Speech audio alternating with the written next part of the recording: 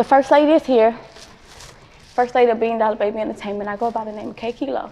And I just wrapped up my dope interview with Dirty Girl Facets.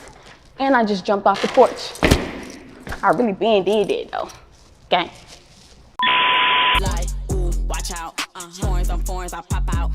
Cut a off, now she cropped out. Treat him like my lid and get top. All right, so we got Kayy Kilo off the porch with us today. First lady of DaBaby Entertainment don't ever play like that. Do not ever play with me like that. How you feeling today? I'm feeling great. I came in here with a good mood. Y'all need to ask them. I came in here with a good mood.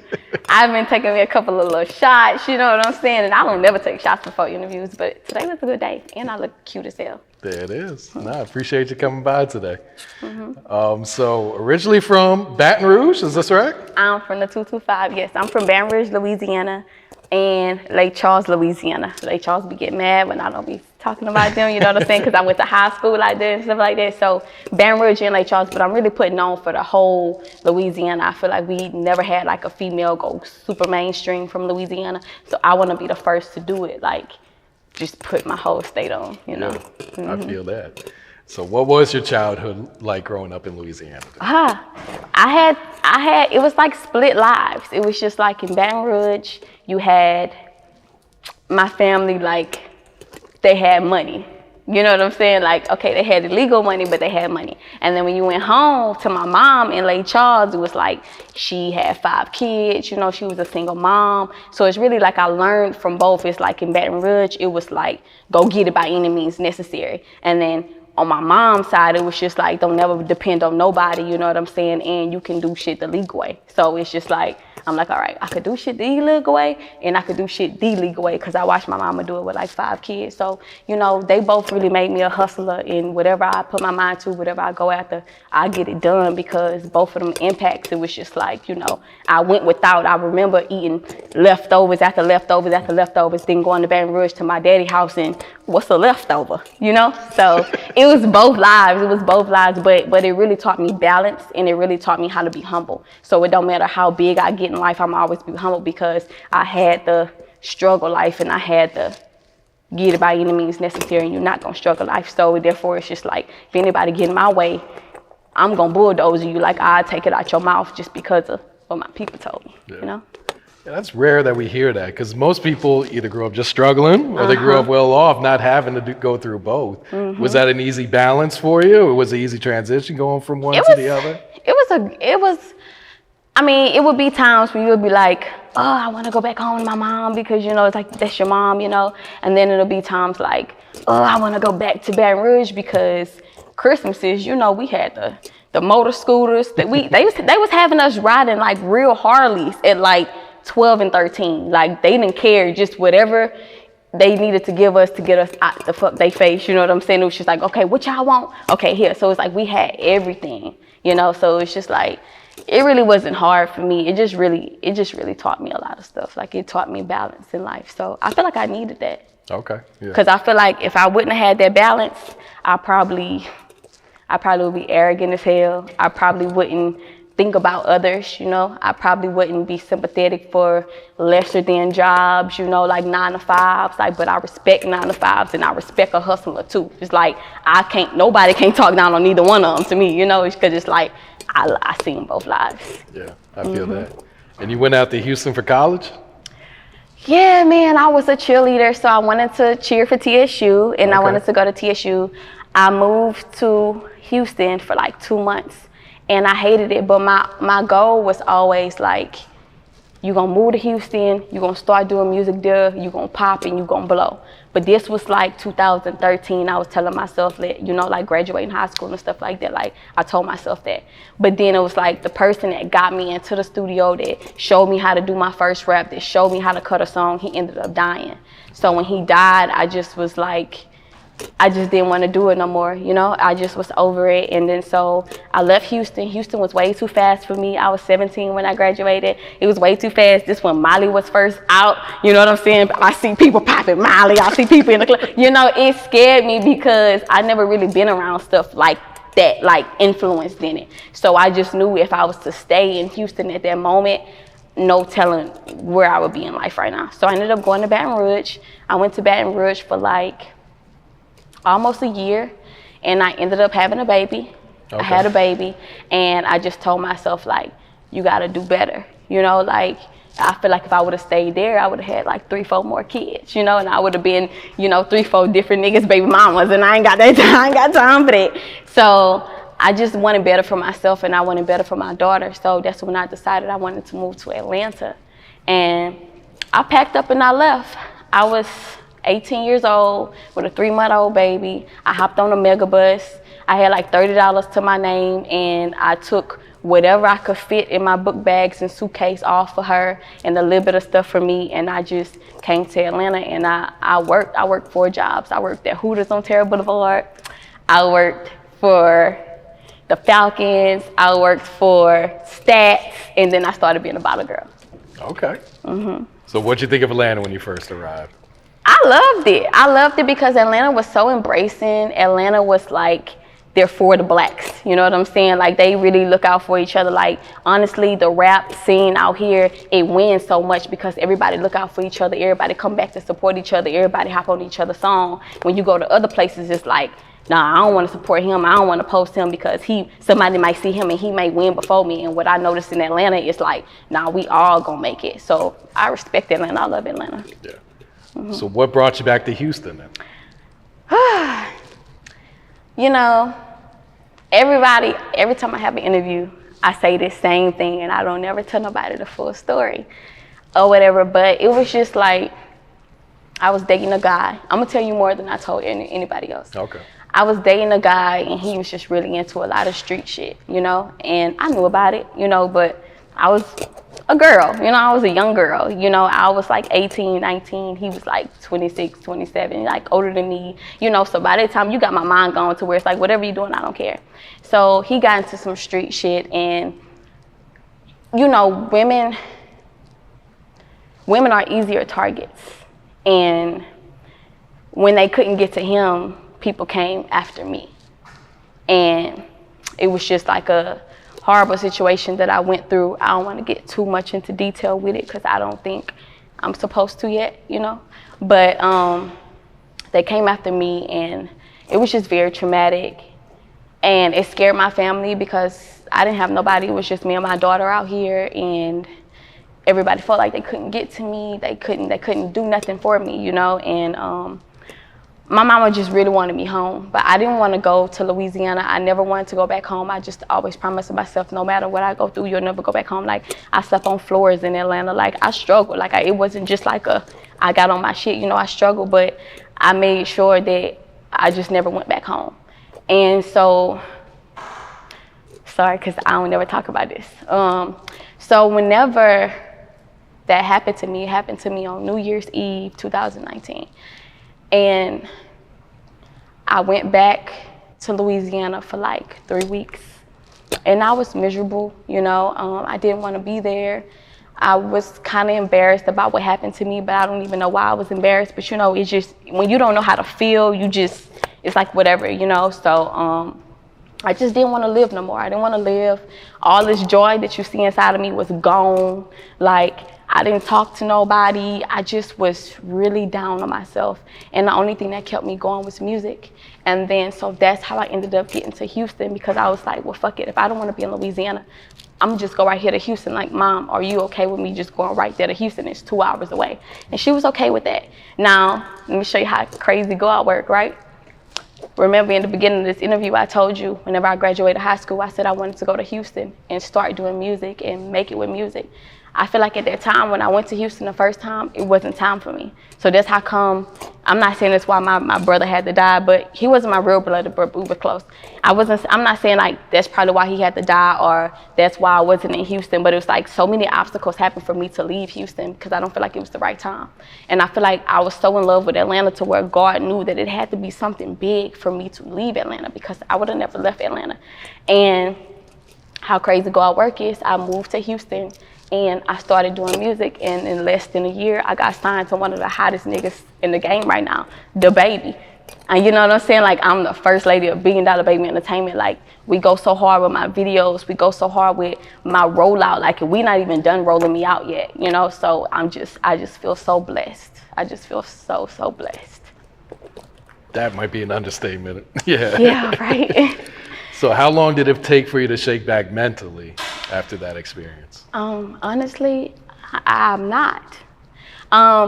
Music. Writing music is like my therapy. I never went to see nobody. I never talked to nobody much.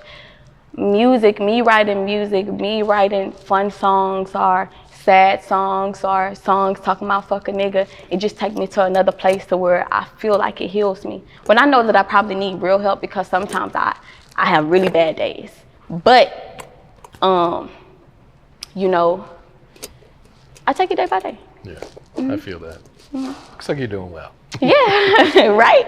It's like greeting me, you would never know that it was some dark shit around me like that before, you know, because I just feel like the best part about dying is almost living again. So I don't really let that define me. And that's how come I don't really talk about it, because I don't want people to feel sorry for me. I want people to look at me and be like, damn, she's strong. Like, damn, she's inspiring. Like, she got up and she did it again, you know? And that's what I really want to do. I don't want nobody feeling sorry for me because, you know, it's life and I made it through. I'm popping. You see the neck, nigga. You see the wrist, nigga. Yeah, don't play like that. You see the hair. So, you know, like, yeah, you know, it's cool. I hear that. So who were some of your favorite artists you grew up listening to that kind of influenced you to make want to try it out? Lauryn Hill. I was a poet. My rhymes started off as poetry. I loved Lauryn Hill. I loved Missy Elliott, the way that she just stood out.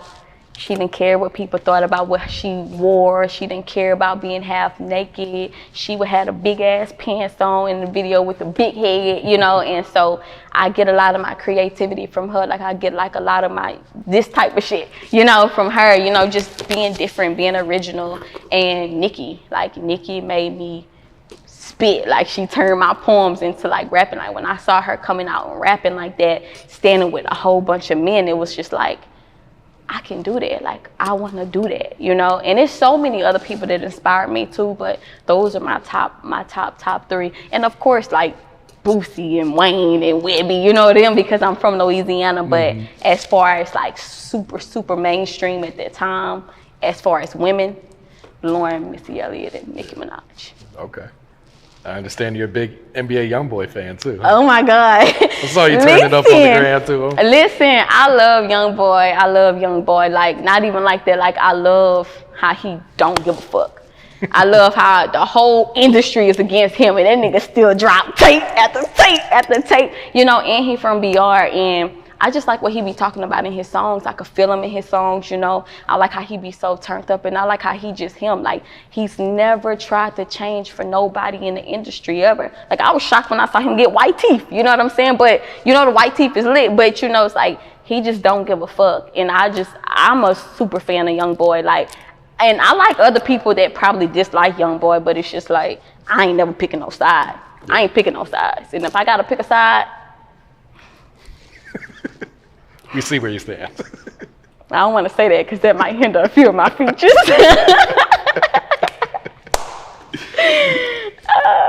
So what was your reaction when DaBaby reached out to you? Bruh, like, I was shocked. I couldn't believe it. It was just like, I knew from that moment on, even if I signed to him or not, I was on the right path. I was doing something right, and regardless if I signed to him or not, I was gonna make it. I just knew, because for somebody of that caliber, with the lifestyle that he have, he's so busy, for him to be able to see me and actually see me, you know what I'm saying, and be like, she's a star. Like, because whenever he first met me, like, you know how sometimes people do crazy numbers and then they get signed, you know? My numbers were average, but they wasn't like going crazy. You know how like labels, they don't like to build no more. They want you already popping. Oh, yeah. They want you already Instagram verified. They want you already thousands of likes. And he seen me at 30K. And he knew, like, right then, like, I'ma sign her, I'ma fuck with her. And I went from 30K, now I'm almost at 300K, and it ain't even been a year, nigga. It ain't even been 6 months, you know what I'm saying? So yeah. I'm just so excited about that. Do you know if there was a certain song that he heard that made him a fan, or was it kind of the whole package? It was the whole package. So it was a recap. It was a recap from a listening session. And one of his friends mentioned me and was like, I had a song called Bennett. I was pushing Bennett at the time. Bennett just hit over 1 million views on Instagram. I think it's like 1.5 million right now. Yeah, on YouTube. It's doing really good. Thank y'all so much for supporting me. But Bennett has just dropped, and his friend was just like, man, you need to do whatever you need to do to get at DaBaby on this song. It's gonna go Billboard. You know, he Billboard baby. Go ahead, get him on there. And then 5 minutes later, DaBaby DM'd me and was like, are you signed? Really? And I thought it was a joke. You know how them bots be playing? So I thought it was a joke. And I'm just like, but when I saw the blue check, I'm like, damn. And let me tell you what even make it so crazy. I never even believed in manifestation or nothing like that, right? My first time ever going to a vision board party was New Year's Eve 2020. And he's the only person on my vision board. Like, I put him on my vision board. I was just like, I love his story, his grind, and his success. Like, I looked up to him, like, not in like a flirtatious way, I look up to him. And it just scared me because I'm like, damn, I spoke this man into my life. You know what I'm saying? And we just so close. So, but his friend sent my page to him, and his friend commented to me, and he went check me out. And I think what I was doing in that video, I was doing multiple songs, but he told me what gravitated me to him was I was standing on top of the table. I was in there bitch like, yeah, jigging and shit like that. I was rapping. I was in everybody's face, you know. I didn't care. I was just like a free spirit. And he was just like, that's for sure. Like, I could see me. Like, you know what I'm saying? Like, I could see me a little bit of me and her. So he was just like, I told him, I was like, bro, you could have signed anybody. You know what I'm saying? There's so many more girls that was doing way more numbers or, you know, way bigger followings or way popular than me. And he told me, he said, I'm not dissing the other girls, but they not turned like you. They don't bring that energy like you. And you're right. Name one rap bitch that bring that energy like me. Like, it's none. You could try to mimic it, but it's none. Yeah. And I stand on that. So how does it feel to be the first lady of $1 billion baby entertainment? It feels so good because I'm like, baby girl, everybody take care of me. Everybody always like making sure I eat first, you know, making sure like I'm good. Like whenever we in the clubs, baby will sit and tell security, like, don't worry about me. Go surround her. Like, you know, and he kind of know my story a little bit too, so he's even extra more like protective over me. So if we in the club and we got 5 security guards, he's putting 4 of them on me and leaving that 1 for him and the rest of the gang, you know. So I just know like I'm real protected with them. I don't feel like it's a lot of pressure. I don't feel like it's a lot of pressure because the minute I start thinking it's a lot of pressure is the minute I start psyching myself out and thinking that, oh, I'm not doing this enough, and I start being too extra on this song, and I start doing weird shit. So I don't never look at it like me being the first lady. It's pressure. I just look at it like I'm blessed, I'm grateful, and I'm ready to turn up and be the superstar I want to be. Yeah. You know? Is he very hands-on with your music, or he kind of just lets you do yourself? Nah, he's very hands-on. Like, I mean, as far as making a song, I could do whatever. I could say whatever. Like, if he don't like, it's hardly a time he tell me he don't like my song. But it's a couple of times he was just like, you don't want to switch that verse over. Like, you know, like he'll tell me some stuff like that. But hardly, like most of the time he'll just be like, I want some major shit from you tonight. Or I want some gutter shit from you tonight. I want some twerk shit from you tonight. And that's just what I would go and deliver to him. You know, I can do all lanes. I can do pop. I can sing a little bit. I can rap my motherfucking ass off, ghetto if I need to. You know, I can make a twerking song. I can make almost any type of song. And I play the violin. So it's just like he's very hands-on with what song we doing next and my videos. He directs all my videos. Yeah, let's talk about that Ice video. Right? That shit was over the top. Right? Oh my God. How much fun was that shoot? Listen, Ice was so much fun. Like, we got another video though. The other video is killing Ice. But let's talk about Ice. You brought up Ice. Ice was fun. Ice was an all-day shoot. Well prepared. I had 1 day to learn the dance. And the dance did numbers on Instagram. When I posted the whole dance, they watched it. I had 1 day to learn the dance, but I like how he pressures me. Everything was green screen. So it was really me bringing my acting out. Like that was my first time meeting Johnny Dang and me acting like I'm in like this Narnia world. And I've never watched Chronicles of Narnia. So they looking at me like, you ain't never watched Chronicles of Narnia? And I'm like, no. But they was like, well, this what your video is going to be based off of. So we need you to go freshen up, you know. But it was so much of fun. The guys were fun. I love how they brought the whole animation together, the whole life together. Like he really put a lot of effort into my first video, and that's something I would never forget and I would never take for granted. Yeah. So Bend It. This video, like you said, first one to hit 1 million. Did you expect that to be the one? No, but well, no, not really, because I wanted to drop Ice before Bennett. You know, it's a lot of people that like Bennett more than they like Ice. It just depends on which, like a lot of guys like Ice and a lot of girls like Bennett, but of course, you know what I'm saying? Ain't no guy want to hear me talking about Bennett over. What they trying to bend over, you know what I'm saying? So I'm so proud of Bennett. I'm so proud to watch each video and see my growth, and Bennett will forever be my baby. And I still feel like Bennett will do more success than what it's doing as more people keep catching on to me, learning about who I am, as I keep getting other people's faces, you know, word of mouth, word of mouth, word of mouth. It's just like whenever they go back and listen to my songs, it's like Bennett is picking up, because now it's a lot of dance classes, dancing to Bennett, you know, sending me videos. So I feel like Bennett gonna turn up a little bit more before it just be like, okay, you know what's next. Yeah. But I got some more shit on the way though. Do you have a project on the way, or are you focusing on singles and Oh videos? my God, so listen. I really want to drop a project so bad because I have so many really good songs. You know how some people get a song and they'll just sit on that song, and then at the end of the day they scramble and try to look for another song? Like, that's not me. And I'm not capping. You remember earlier you told me not to cap you down? Please I'm not capping you down. I promise you. I got them bitches in the chamber like, pow, pow. Like, I swear, I got at least 7 songs that's going to go right now, you know? And it's just all a process. I'm just trying to trust God, trying to trust the timing of everything, you know. I really want to drop a tape right now. Hopefully I could drop one in August.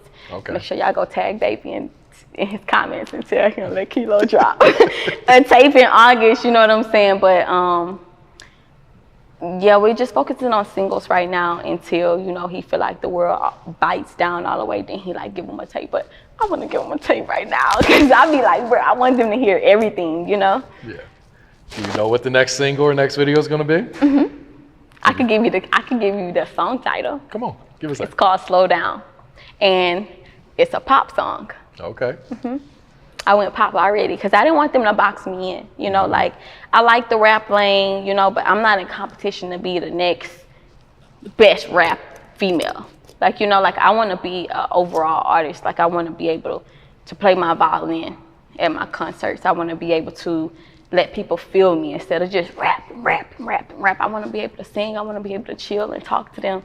So it's like me, I'm just an overall artist, and I feel like pop is really where it's at. You know, I really love that lane. It's so peaceful over there. It is so peaceful, and it's like the shit that I've been through in life, I don't want to go into my career in a lane to where it's so much of drama. And it's like, I love rap, but let's just be real. Rap is just drama.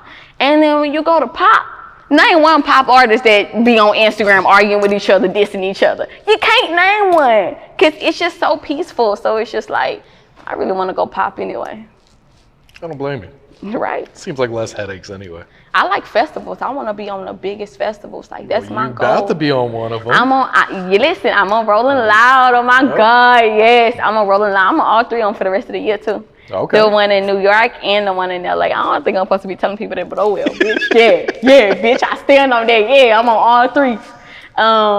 But yeah, I'm so excited. Last year I said that I was like, my goal is to be on Rolling Loud, and I woke up one day and John had texted me, that's Baby. John had texted me, he was just like, wake up, nigga. You on all 3 Rolling Louds. And I just was like, you're the best CEO ever. Like, you know, like, he's just so dope. And so, fingers crossed, I hope all of y'all pray for me. I really want to tell them, but you know, people be hating on you. So I don't even know if I should tell them what my next goal. Think I should tell them? Come on, give it to us.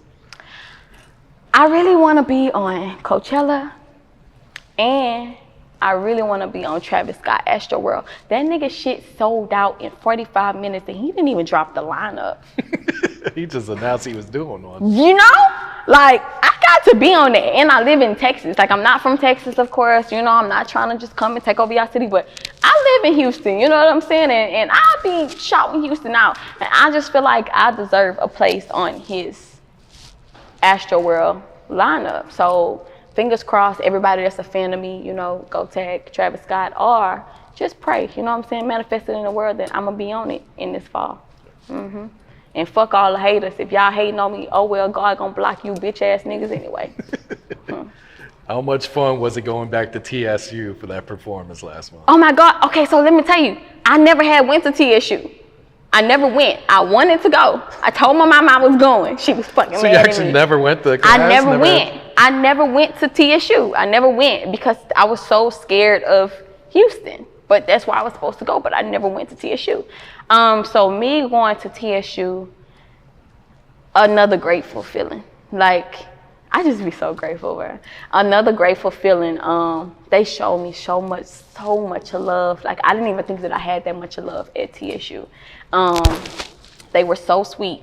They already told me I'm coming back for homecoming before I even walked off the campus. Like, the director was just like, oh yeah, we want her back for homecoming. Like, go ahead and just know, keep it in the books. Like, we want her for homecoming. So I love TSU. It was so much fun. They showed me so much love. Everybody was genuine. Nobody was in the crowd with the stank face. You know, like, everybody participated. And that was my real first solo concert, like, show.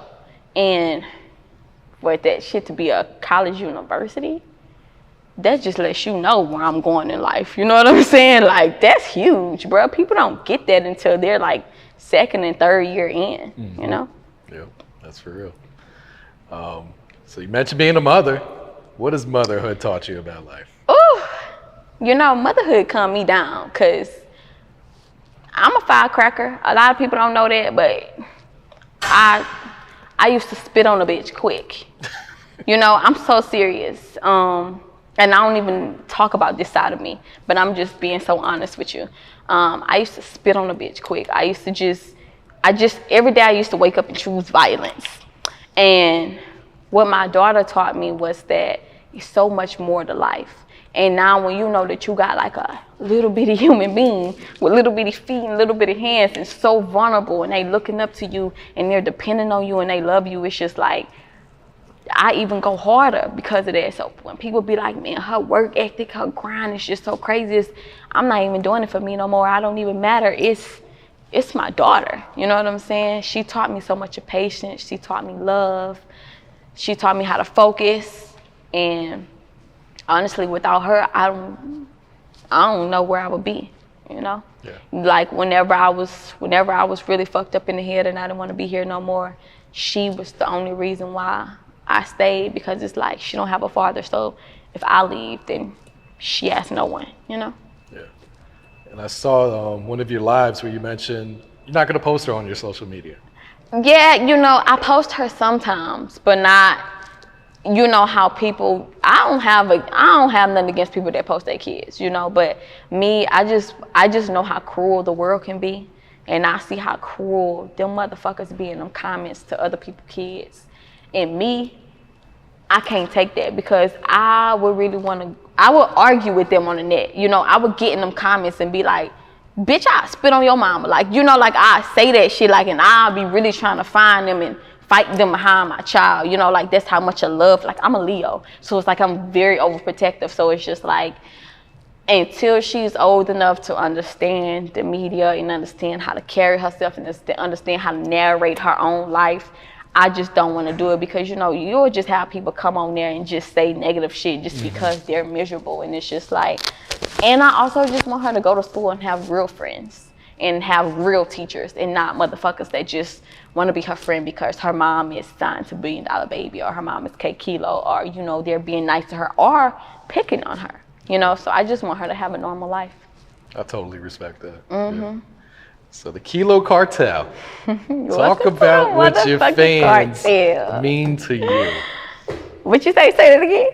Talk about what your fans mean to you. My fans mean a lot to me. You know, even the day one people that was there from 20,000 followers. Because without them listening to me, without them reciting my songs, dancing to my songs, requesting my songs, I wouldn't be here. Without them in the comments, liking and reposting and showing me love, I wouldn't be here. So my fans mean a lot to me. And when I say we in a cartel, and you know, you can't lead a cartel unless you die. So the only time y'all out the cartel is if you die, nigga. You know what I'm saying? Like, you locked in with me for life. You can't just jump ship. No, nigga, you stuck here. You know what I'm saying? So I love my fans so much. Like, if I see people in the comments going against my fans, like, I probably go off on them, you know. And my cartel don't play with me. If you be saying some negative shit in my comments, before I block you, oh, them motherfuckers, they gonna come and eat your ass alive. Like, I want my fan base to be as strong as motherfucking Nicki Minaj's, Rihanna's, and Beyonce. Those, oh. They don't play. They don't fucking play. And you know who else fan base don't play?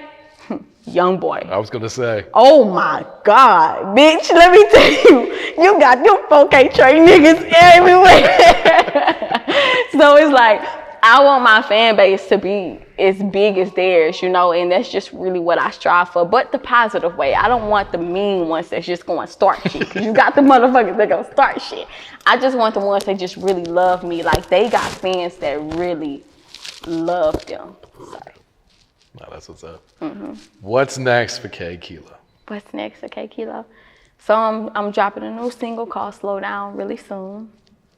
Can't give you guys a date. I'm sorry. I really wish I could.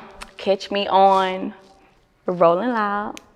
Catch me on Travis Scott Astroworld, fingers crossed.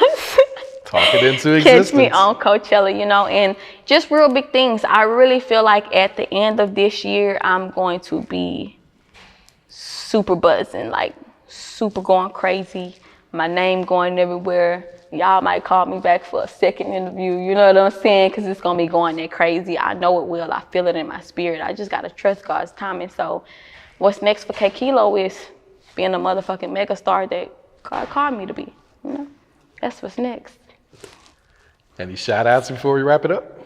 Shout out to motherfucking Off the Porch. Because about time y'all got me in this bitch. Like, what's up? I ain't jumped off the porch enough for y'all yet. I'm just playing. But shout out to Off the Porch. You know, I really love this interview. You really ask great questions. Most people, they ask robotic ass questions, but you really, I had fun doing this interview. Shout out to Kilo Cartel. Shout out to my label, $1 Billion Entertainment. Shout out to my CEO for seeing me and believing in me. And, you know, shout out to my boyfriend for seeing me and believing in me. You know, I'm not even supposed to tell him real I got a boyfriend. I'm doing too much on your show. And, you know, and I just thank God.